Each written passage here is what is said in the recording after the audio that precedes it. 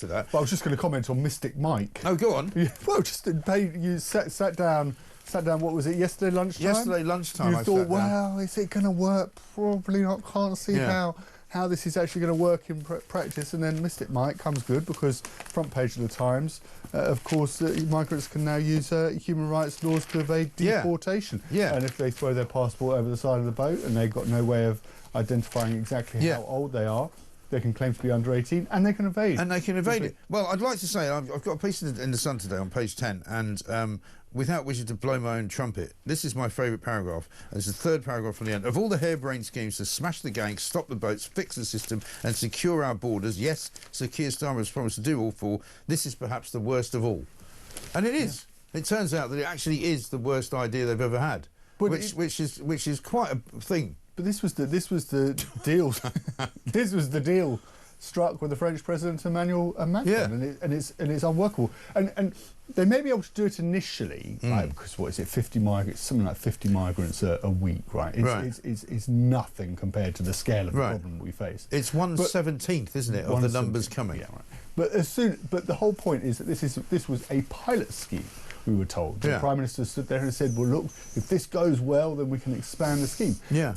But there are so many cases using various articles of the European Convention on Human Rights that are blocking up the court system. They'll soon come unstuck. And they'll soon run out of people who are eligible.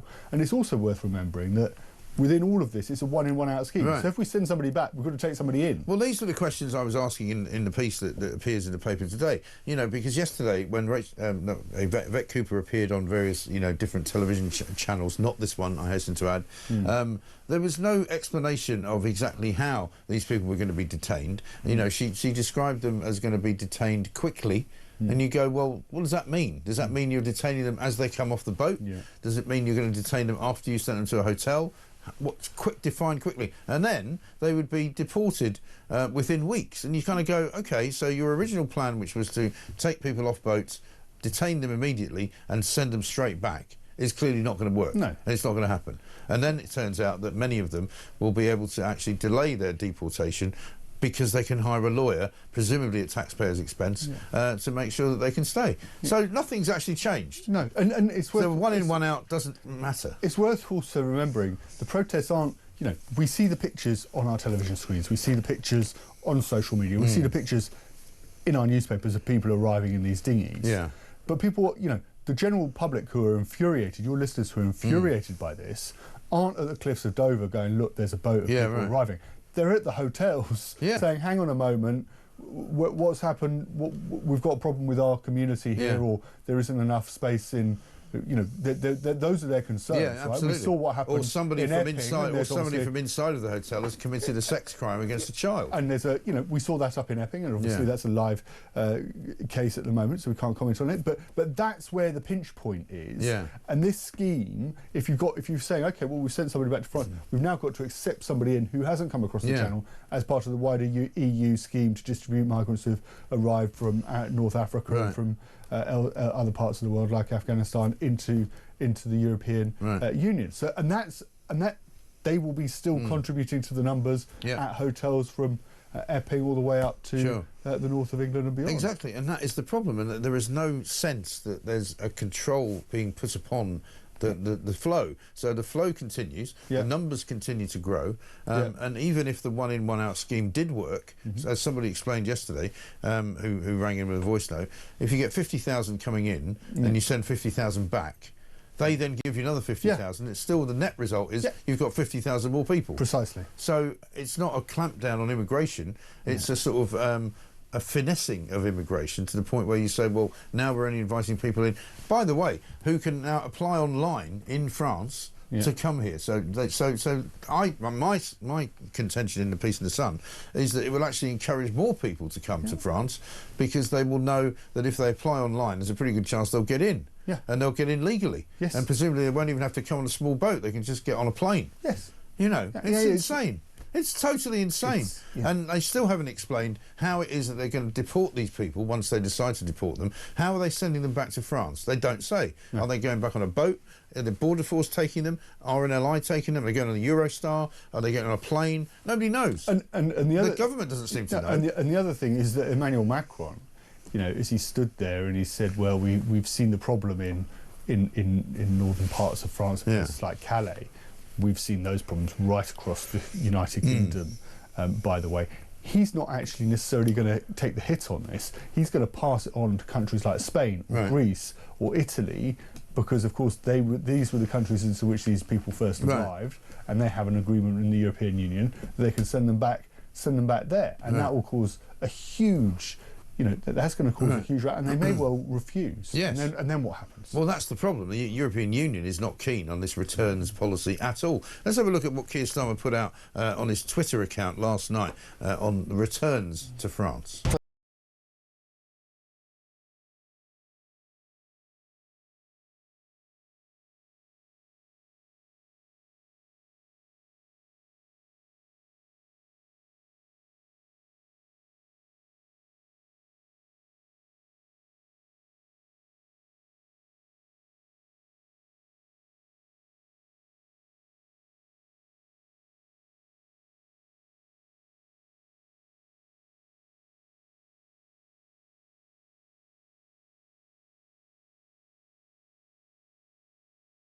Completely unprecedented scale.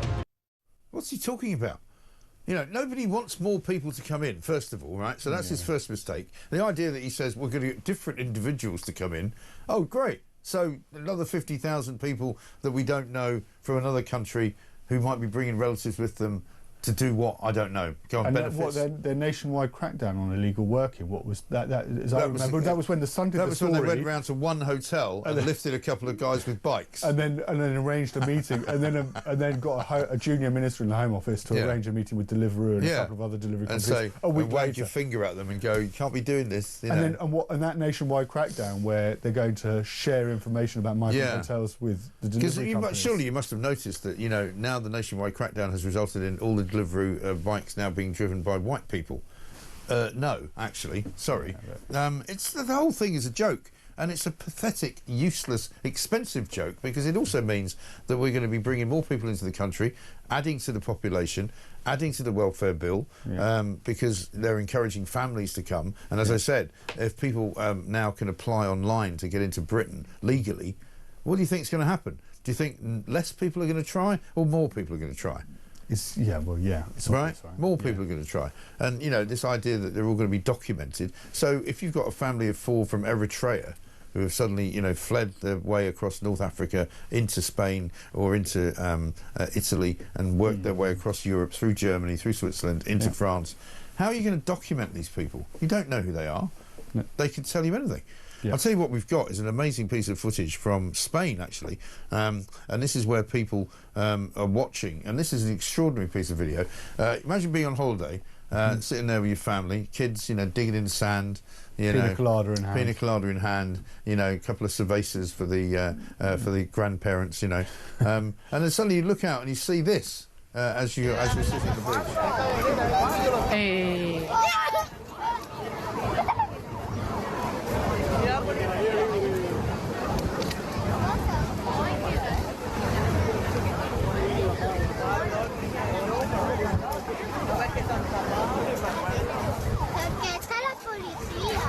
Oui.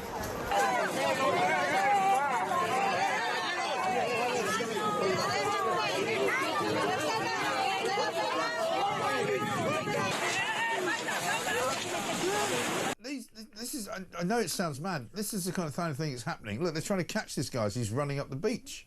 Yeah. Because they're like, you know, to hell with this, we're not having you just coming to our country. And the fact that you see the boat backing away there, as if it's going to go back to... It's a taxi service going back to probably, I don't know, Algeria or somewhere, pick up another 70 and bring them over to southern Spain. It's extraordinary.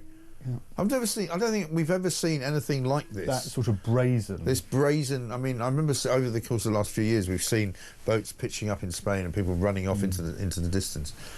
But it's just becoming such a massive business now. You know, in truth, you know, let me even give Keir Starmer a little bit of you know, sympathy. I don't think anybody knows what to do about all this. I don't think anybody knows how to stop it, you know. But the only way that you're going to stop it, and I'm sorry to say it this way, is to use military force and to make people frightened of coming. That's the only way you're going to stop it. If you come to our shores, there's a risk you're going to get shot dead. That's about the only way you can do it. Yeah. Honestly. They did it in Hungary like that, you know, when they used to have people coming in through Serbia from places like Turkey, and the first time that somebody breached a fence, I think, the Hungarian immigration authorities shot a migrant dead, and guess what? They stopped coming. Yeah. And I know it sounds harsh, and I'll probably be castigated for it. Absolutely evil, horrible man. What a thing to say. We're now talking, you know, defence of the realm. I mean, that's what Nigel Farage and Reformers said. He said it's a national emergency. It is a national emergency. But even before you get to that point, Mike, the thing is that these individuals can work in this country. Yeah. They get paid. They get comfortable accommodation in this country. We've seen, what is it, the Britannia Hotel, which is being used at we had footage £400 last week of the Copthorne down in West Sussex in Crawley, where people are living 4-poster beds and PlayStations and all the rest smoking in the rooms, you know, weed grinders, all the rest of it, 3 meals a day. It's great. So that you can take that element. Yeah. You can take that element away. The problem, of course, is it's going to get worse. But then where do you put them? You know, I think Anne Widdecombe had it right. She said, you forget about the hotels, you build detention camps, basically, and you put people in detention camps until they can be sort of properly examined as to whether they've got a right to be here. We've got to do away with all this nonsense from the ECHR, which says that everybody's got a right to a family and a right to live in whichever country they want. This is something which has now reached such critical mass that this country is on the brink of collapse as a result of this kind of mad immigration policy. The other thing they can do, and I know it's unpopular, but the other thing they can do, this is what the French do quite successfully, is they have ID cards. Yeah. So when the police pull somebody over, show your ID card, they can scan the ID card, they know exactly what rights that person has. You go to a hospital, where's your ID card? Yes, you have rights. Right. So what happens if you don't have the ID card? Then they detain you. And then they send you where? But that, you're right. That's my point.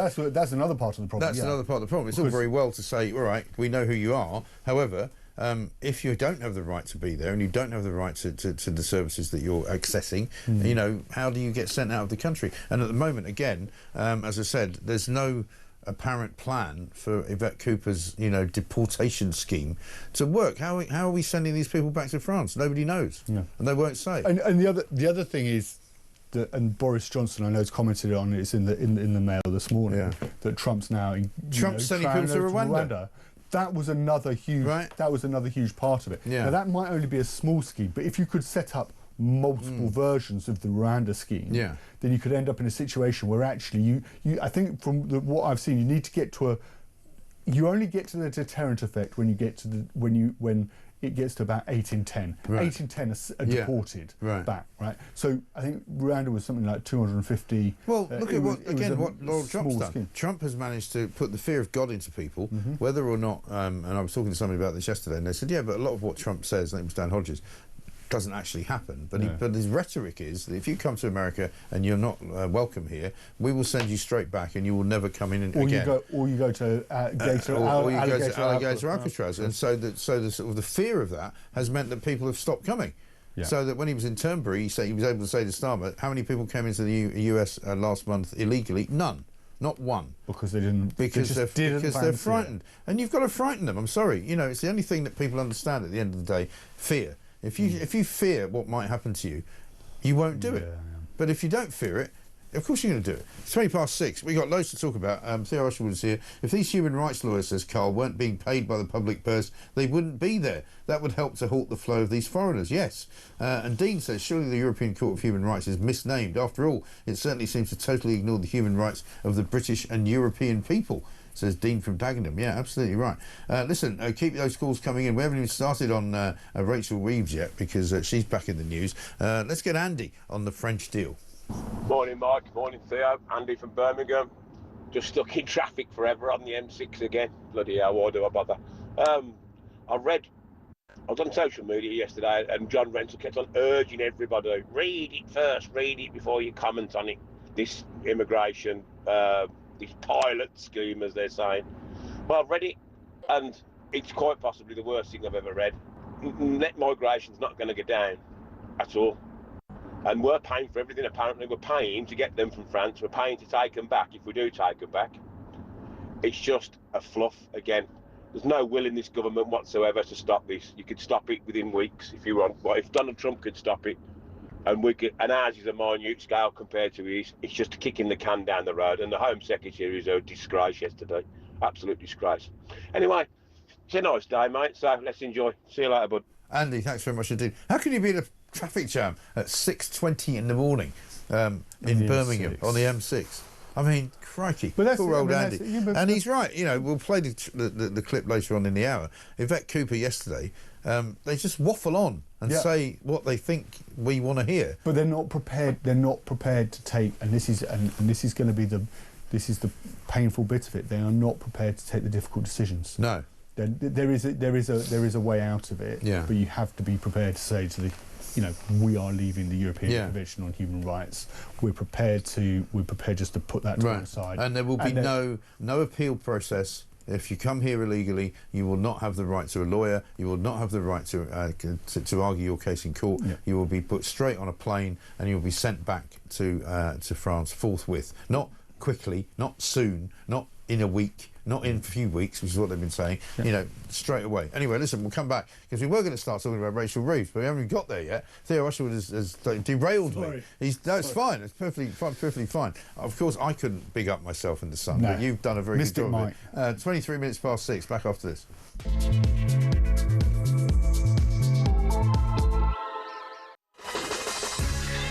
Welcome back to Morning Glory, 6:26. I'm Mike Graham. Theo Usherwood is here with us as well. We've got loads to do this morning, plenty of stories to talk about. I thought we'd make a little sort of retrek, if you like, back to what was said yesterday. The news coming from America, by the way, is that Florida has doubled down on alligator Alcatraz, and they're going to build a second migrant centre, presumably with more alligators. And again, as Dan Hodges said yesterday, it doesn't really matter if the alligators actually attack anyone. It's just the idea that people go, oh, crikey, I don't really want to be, you know, surrounded in a swamp by alligators in case they decide to come and eat me. And it's much cheaper because you don't need the barbed wire. And you don't need the barbed wire. Exactly right. Let's get a voice note from Nick. Morning, Mike and Theo. Nick from Loughborough. When Yvette Cooper talks about these illegals being detained, nobody knows what she means. Where, specifically, where does she intend to detain them? Or is she just going to stick them all in hotels as she's currently doing so? Anyway, I don't know, and the country is confused. Have a good day, guys. Exactly right. Well, let's ask Yvette Cooper, because this is what she said yesterday about how this one-in, one-out scheme is actually going to work. Have a look at this. The first time people who arrive on these dangerous and illegal small boats can be returned to France. They will be first detained. They'll be detained immediately on arrival and then detained and held until they are returned to France. And in exchange, we will take people who have applied lawfully, who have been through security checks and a proper legal process. I think that is the right principle. We're not setting out what the numbers will be at this point for two reasons. First of all, because those numbers will vary and will increase, and we haven't fixed an overall number for the scheme. We obviously want it to increase as much as possible. But also, secondly, because we're not going to provide operational information about which numbers, which days that the criminal gangs will then simply use in order to continue to ply their vile trade in human beings. I mean, it's just word salad, isn't it, at the end of the day? It doesn't make sense. It means nothing. It means nothing. Deporting people, which she's already conceded she can't do because many of them will challenge it in the courts. You know, arresting people, no. Detaining people, where? You know, there's so many questions and no answers. So when people arrive in this country, usually on a border force boat or on a RNLI or whatever, they're already under the control of the authorities. They are then placed into hotels. From listening to what the Home Secretary said in that particular clip, she seems to be implying that there will be an assessment at that point when they arrive in this country as to whether they can be deported. But that isn't correct. No, but also at what point? At the point at which they disembark from, or jump off the dinghy? Is that when they're going to be assessed? Is it going to be when they get to a hotel? Is that when they're going to be assessed? They don't say. So you would look at this and you would say, well, actually, you can get an exemption at any particular point. Right. Because you can say, well, you can't prove that I'm under 18, therefore I'm not eligible for this scheme. I'm now launching, a legal case because I'm claiming. And you can also claim to be vulnerable. You can claim all of the things you can claim now. I can't be sent back to where I come from because I'm frightened of being persecuted for being homosexual, or for being, a divorcee, or for being, a sex toy salesman, or all the things we've already seen happening. Yeah. Or you just say I'm a Nigerian storyteller, and then you get in on a visa scheme. The whole thing is to cock. It's absolutely useless. Let's move on just for the moment. As much as the migrant story, we want to hear from you all on it because it's still the biggest story in town. But Rachel Reeves now is back on the front pages. Yeah. Front page of The Sun and The Telegraph. Chancellor Rachel Reeves must find £50 billion in tax rises or spending cuts to shore up Britain's battered finances. This is according to some economic experts. I'm not keen on these economic experts that say raise taxes because the people don't want her to raise taxes.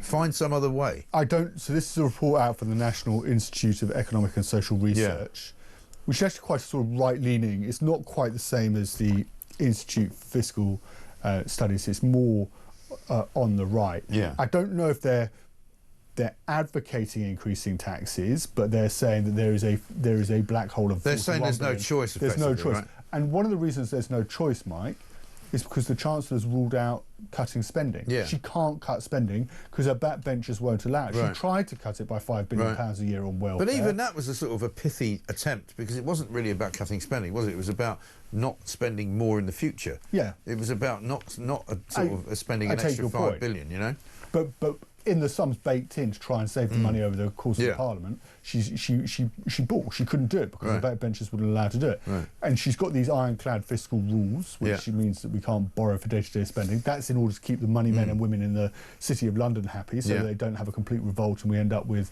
having to go to the cap in hand to the IMF, which I think at this point is probably quite a distinct... It's looking quite likely, isn't it? Possibility. Yeah. So she's going to have... But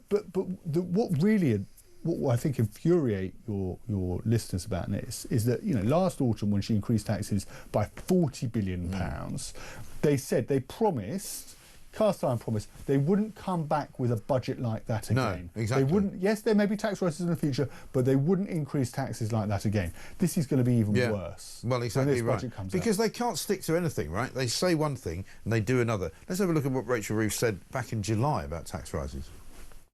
Well, I'm not going to start speculating or setting out plans. No Chancellor would ever do that. So the things in our manifesto, they remain our commitments. And when we've got a date for the budget, then we will start working on plans for that. I've been very clear as well, and we were in our manifesto, that the fiscal rules are non-negotiable. They are what give working people security around interest rates, for example. And interest rates have come down 4 times in the last year under this Labour government because of the stability that we've managed to return to the economy.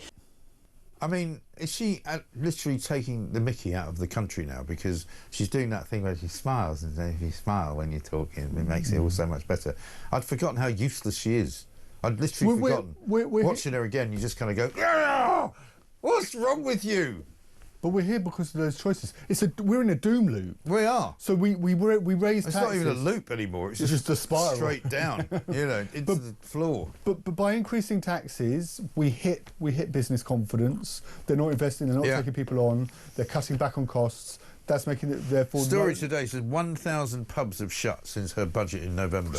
1,000 pubs. That's 1,000 pubs where they're not paying any national insurance now because they're not paying any VAT. No VAT on no alcohol duty. No. That's just money lost. Yeah. The point, and this was the point that Donald Trump was making to Starmer when he was at Turnberry, was you cut taxes. Yeah. Businesses want to invest, they want to spend money, they want to expand their operations. People actually want to set up businesses because it's suddenly much more alluring, it's much more, it's worth taking the risk, whereas previously it may not have been. And then you end up with people just paying a fair amount, a decent amount of national insurance or income tax or business rates or whatever it might be into the coffers, and you end up with more money. Yeah. Now we're in a situation where we have less money coming into the Treasury, and all of these spending commitments. And every single manoeuvre that the government have made to raise taxes has been had the absolute reverse effect. So they're actually netting less income from the tax burden that they're putting on the public than they've ever done. And we're seeing consumer confidence hit. Many people would make decisions not to go out and spend money. It's shocking. It's absolutely and shocking. That's why we're in this mess. This isn't.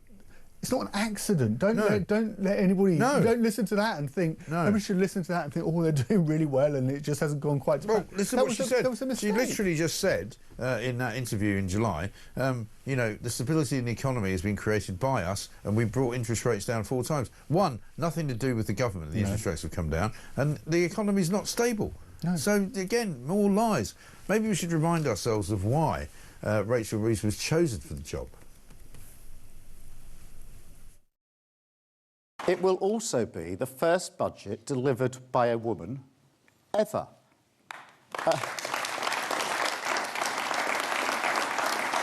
That is a moment of pride. When Rachel Reeves stands up, she will be making history. And I can tell you, young women and girls across the country will be watching, they will look up, and they will notice. Yeah, and they'll say, what a complete and utter numpty that bloke is. I mean, 10 months earlier, he didn't know what a woman was. No. Now he's suddenly making one the Chancellor. Brilliant. Well played. We've got much more to do, including Gary Lineker back on the front pages. He's left Match of the Day. He's going to host a new Saturday night show on ITV. Lineker back on the box, it says, and his visage staring out at us. Also, we'll be talking about Marks and Spencer's. Apparently, they're back in the deep doo-doo because a trans worker apparently tried to help a young girl aged 14 put a bra on.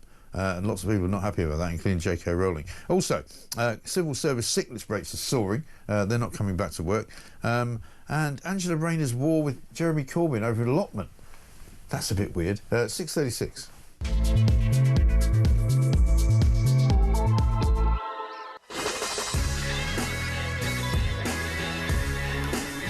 Welcome back to Morning Glory. I'm Mike Graham at 6:38. Theo Usherwood is here with us as well. Rachel says, morning Mike and Theo. I know this might sound like a stupid question, so forgive me in advance, but if you are genuinely an asylum seeker, truly fleeing persecution and conflict, then why dispose of your passport? It would only serve to back up your account, wouldn't it?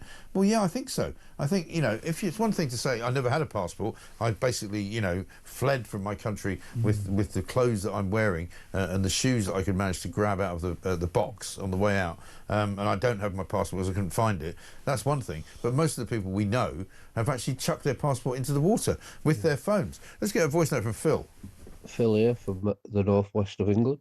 Just a thought, these 50 that are going back to France, what are the French going to do with them when they get there? Now, if I was a betting man, I would say that these 50 would end up back in the camps and back on our shores with a matter of weeks because the French don't want them, which will then just set off a merry-go-round of 50 people going back and forth across the channel and the numbers actually never going down, but just increasing day after day when more and more and more of them make that crossing.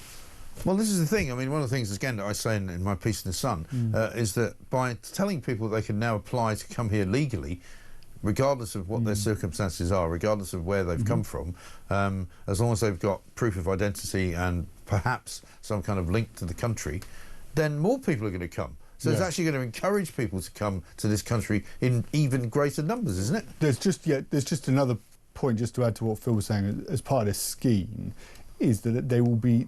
You know, the French don't particularly want these people, so they're going to distribute these. They're going to be distributed amongst other countries within the European Union. That's why we know there's already a significant amount of opposition, particularly from countries like Greece, Spain, and Italy. Yeah. But you're right to say once they've been sent on to those countries, there is nothing to then stop them travelling back through France and then to as it's become known in those circles as El Dorado, back to the UK because of the pull factors that we've been discussing. Because as long as they get here, they know that they will never have to leave, and they know that they will be looked after and they will be provided for. Because there's no explanation in any kind of Labour policy document that I can see that if we say that Keir Starmer says these are people that deserve to come here because they've come through legal routes, right?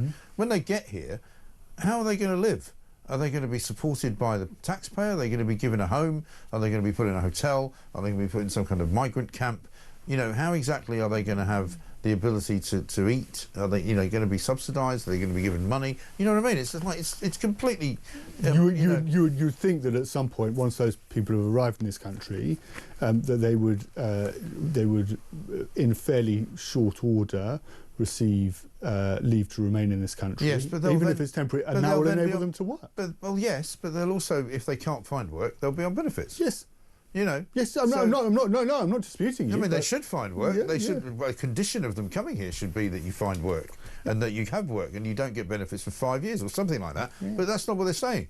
They're saying, come to Britain and we'll sort of take it from there, which inevitably will mean that you'll have to probably get benefits. Let's talk about Gary Lineker, who doesn't need any benefits. He's on the front page of The Sun this morning, 3 months after his BBC exit, exclusive by Clemmy Moody. Gary Lineker is to return to Saturday Night TV, hosting a new ITV game show called The Box. Yes, I've got a bit of a problem with this. Have you? Yeah, I've got a bit of a problem with this because towards the end of his career at the BBC, like when he reposted that particular image, that anti-Semitic image, he apologised, and then he did this sort of. And he made out it was a mistake. And then he made out it was a mistake. Well, he initially made out it was a mistake. Then he apologised amid the furore, and now he's got a plum gig or looking like he's going to get a plum job at ITV. And I'm not. What's the message? Are we saying that's okay? Right. Because from what he said, it wasn't okay, and now he's got a great job at ITV. I mean, I would have thought that given the severity of the stuff that he tweeted, or he shared, I think it was on Instagram even. Yeah. But given the severity of what would be that actually another broadcaster like ITV wouldn't want to employ him, but it appears not. Well, it appears that, as ever with television, hypocrisy is the rule of thumb. And, ITV, don't forget, are sacking like hundreds of people at the moment because they haven't got any money. But they've obviously found some money to pay Gary Lineker. I am less concerned about Gary Lineker working for ITV than I am about him working for the BBC. When he worked for the BBC, he should have behaved in a way that was, exemplary, and he shouldn't have been saying the things that he was saying on social media. If he's working for ITV, that's a different ballgame. But I would suggest that they're probably getting themselves into a bit of a hot water situation because you know exactly what's going to happen. He'll tweet something and there'll be a problem. And it won't be because he's publicly funded, but it'll be because ITV don't like controversy.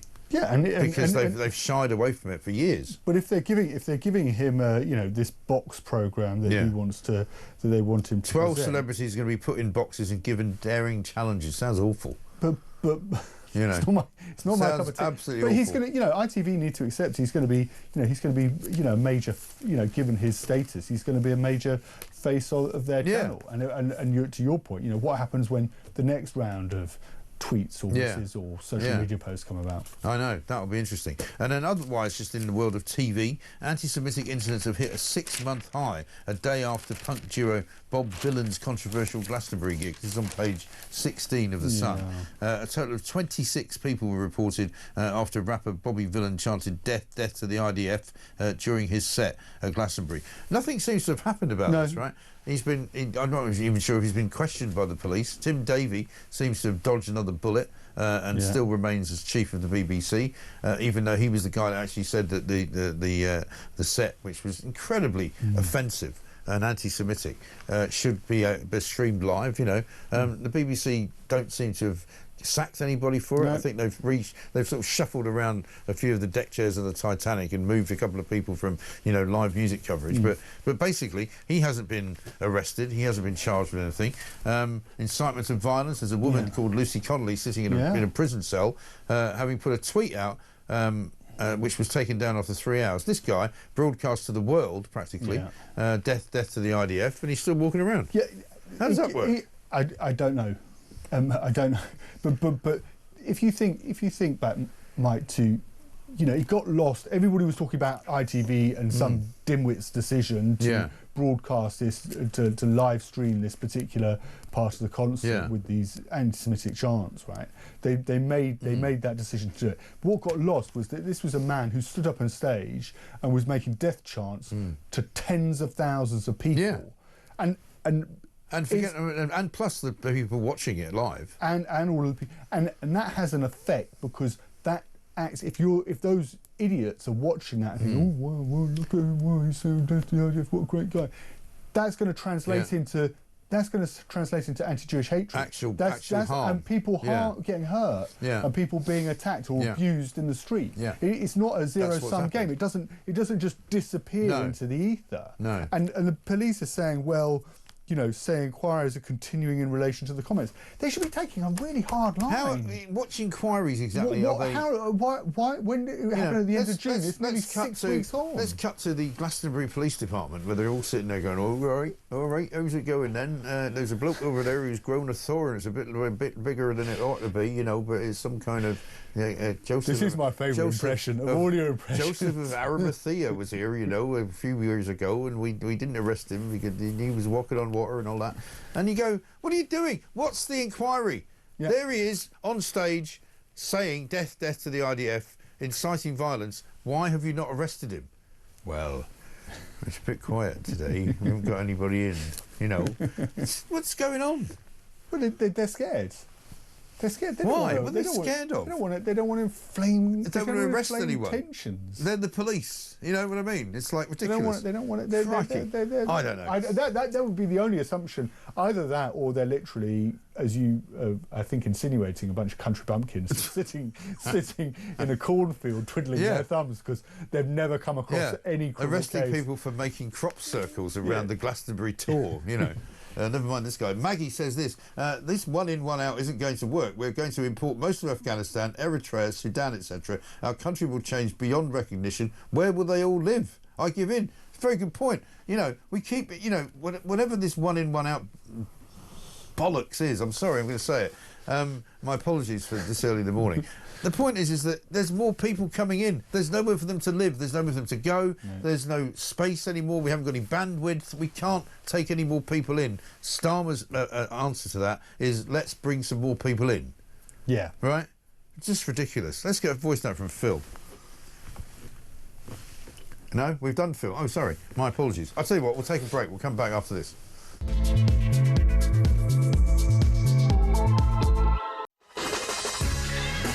Welcome back to Morning Glory, 6:51. I'm Mike Graham, and we are here, myself and Theo Usherwood, looking through the papers. And this morning, a couple of things we haven't yet mentioned, so let's try and get to them. Front page of the Times, an investigation they've done. Always good investigations they do at the Times. Oliver Wright, George Greenwood, David Wood, Paul Morgan Bentley as well, head of investigations. Government faces questions over cash for access after a Times investigation found that businesses have been offering private meetings with an influential Labour figure, apparently, as part of a sponsorship package costing £9,500. I mean, I would not pay you 9.5 pence to spend time with an influential Labour figure, but I suppose some people are stupid enough to do it. There must be one. There really, literally isn't one. No. I mean, I would make them pay me. I would make them pay me. If Keir Starmer wants to give me 10 grand for a meeting, you know, I'll take the 10 grand, but I'm not giving him any money. Right, yeah. I mean, because what would you get out of it? The hypocrisy. Fixing the foundations. No. Rachel Reeves, I mean, you know, I wouldn't pay her, I wouldn't give her any money. No, but this is, I mean, you know, this is how the parties finance themselves, and they're in danger, of course, falling into the same trap as other, you know, they criticise the Tories for this kind of thing, of this cash for access, these. You know, and it turns out the companies have been sent a prospectus with a list of sponsorship packages, including a deal costing £7,850 plus VAT for private breakfast or dinner round table with an influential Labour figure. They've also been offered the chance to pay £11,750 for a parliamentary panel event with key policymakers. Right. The important point, and it's worth never losing They shouldn't sight be doing of, this, in other words, right? They shouldn't be doing this, but the important point is that when Labour or any political party does this, they have to accept that in return for the money, businesses or individuals who have that kind of cash to pay for that kind of access don't simply just want to turn up, Mike, and sit down and just like have a chat about the weather or a couple of croissants and couple of croissants. They expect something in return. Yeah. They expect to be able to influence policy. They have worries and concerns that bother them. And if there's a current sort of conversation going on about, I don't know, VAT rates in a particular industry, you know, they want to get it done to the best of their capabilities, right? But of course, the danger is that, you know, this is the Labour Party's close links, and it will be the Labour Party that can potentially profit from this, where, of course, the individuals that hold the meetings are in government, and they are there to serve not just the Labour Party, it's corrupt, but everybody. Isn't it? At the end of the day, I mean, without wishing to accuse anybody of corruption, it's a corrupt practice, shall we say? You know, because what it does is it gives people access because they've got money to influence government policy. I mean, there's one piece here where it says a lobbyist told an undercover reporter about a meeting that he had one of his clients had with Jonathan Reynolds, the business secretary, aka the fake solicitor. You know, I wouldn't want a meeting with him either, you know, other than to just, you know, sit in a room and abuse him for 5 minutes and go, you know, get lost. You know, I'll give you 500 quid, come in and I'll call you a liar and a man who told us that you were a solicitor when you actually weren't. Now you can go. Thanks very much indeed. It's unclear as to where the money is. I'll pay 500 quid for that, actually, I would. I could offer it but to where's the money? It's unclear, in fact, where the money's going. Well, it's clearly going into the coffers, presumably, of the government, right? Yeah, or of the government or the Labour Party. Well, either or. Either or. You know, they're not... Let's talk about the civil service. Piece of the time. Civil service is losing more than 4 million working days to staff sickness every single year. This is unbelievable. Yeah. Absence rates have risen by more than 10% in some departments. Latest figures suggest Whitehall is on track to report its highest ever staff sickness level, surpassing the previous peak of 8.3 days a year lost per employee. That's unbelievable, isn't it? Only in the civil service can you get away with that. That's going on for what, 2 weeks a year? Yeah. Average per employee. Well, in their case, because they only do about 2 days a week, it's more like 4 weeks, isn't it? And then you could average that out with a bit of working from home. Yeah. You could probably average. Yeah. You could probably 3 to 4 weeks a year. It's like a month off sickness every year. Yeah. Right. Yeah. Unbelievable. Yeah. 4 million working days. And they're quitting, and there's another page on page 14. 1 in 10 businesses say staff now quit after being told to stop working from home. Yeah. People just moving, you know, people just no longer, this is according to the British Chambers of Commerce, found 9% of firms had employees who had quit over working from the office. And these are people who say that these are demands that are being made of them which are unfair. Because, you know, COVID's over. Right. The pandemic's done. Yeah. You can come back into the office now. No, I'll just quit my job. 41% of employers thought remote working made employers less productive. And I mean, look, we've had this argument for a long time, ever since lockdown, really. And there's no question that there are some jobs that you can do from home. I get that, right? Yeah. And some people will always argue that they do better at home. I don't believe that. I think you'll probably be much more productive if you went to an office. But I understand that there are some jobs you can do from home. But mostly, particularly public sector jobs, in my view, should be done in an office environment, because we're paying for a service which we're frankly not getting. Yeah. And this is, you know, when it comes to civil service, this is taxpayers' money, Mike. Yeah, exactly. This is you know, this is money that it's our money. It's our money. It's our money. Yeah. Can we finish up with, I mean, Harry's charity is on the front page of the Mail. Apparently, damning probe into Harry's charity criticises all sides. Harry's not happy, apparently. No. And he's quit this charity. This is the one in Africa, right? The probe said it could find no evidence of widespread or systemic bullying or harassment, including misogyny or misogynoir, which is that really ridiculous word about black misogyny, apparently, at Centre Bali. However, it also criticised the trustees, including Harry, who resigned en masse in March after the furore blew up.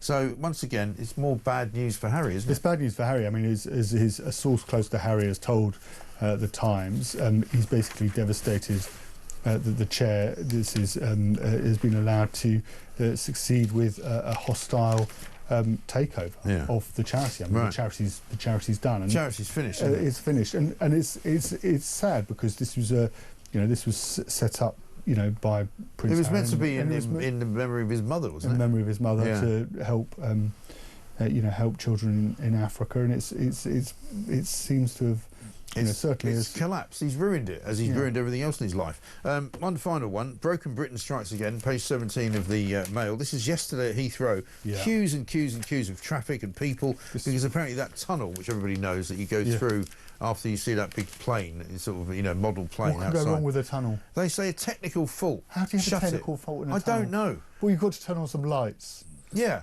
That's it. I'm not even sure they've got lights in there. I can't remember. I don't think quite a short tunnel. It's a very short tunnel. You get through it in about 30 seconds. Who's running Heathrow? He seems to be like... Danish bloke who likes sleeping. He went back to bed. He's having to lie in. After the whole place... The tunnel's shut, huh? What's that? I was sleeping. I will have... Don't interrupt my lying. I know. Crikey. You should go to Glastonbury. Theo, good to see you. Thank you very much indeed.